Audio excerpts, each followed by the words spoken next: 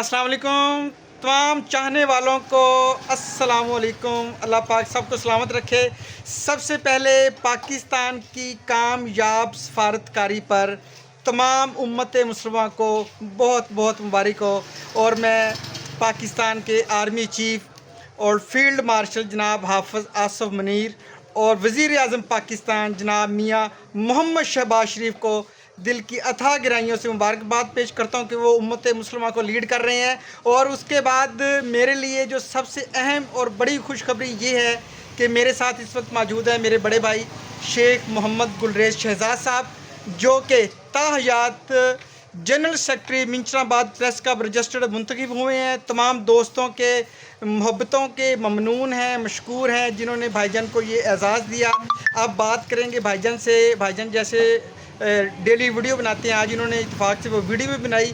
मैं कहूँगा कि आज की अच्छी बात इसी वीडियो में करें। जी शेख साहब।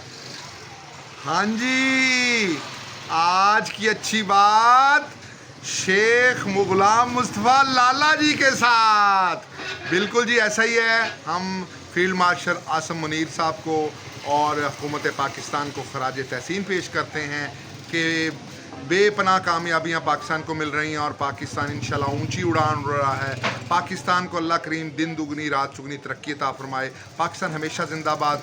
और दूसरी बात, लाला जी आपकी मोहब्बतें, तमाम दोस्तों की मोहब्बतें, तमाम मिंचनाबाद प्रेस क्लब के मेंबरान की मोहब्बतें, मैं इस करम के कहाँ था काबिल, ये सब आपकी बंदा परवरी है। ये सब तुम्हारा करम है आका कि बात अब तक बनी हुई है। बहुत शुक्रिया। मुबारकबादें आपकी हैं, मेरी हैं, सांझी हैं। हमने मिलजुल कर रहना है। अल्लाह करीम हम सबको सरात मुस्तकीम पर चलाए। हम सबको अल्लाह करीम हमेशा सदा सलामत रखे, खुशियाँ नसीब हों और हमारा ख़ात्मा ईमान पर हो। अल्लाह करीम हम सब के घर बार में खैर बरकतें अता फरमाए और हमेशा हमको अपने हिफ्ज़-ओ-मान में रखे। बहुत शुक्रिया, बहुत मेहरबानी। अब मैं आपने जो शेर पढ़े ना, मैं थोड़ा सा वो रिदम में पढ़ के सुनाता हूँ आपको। सुनाएं।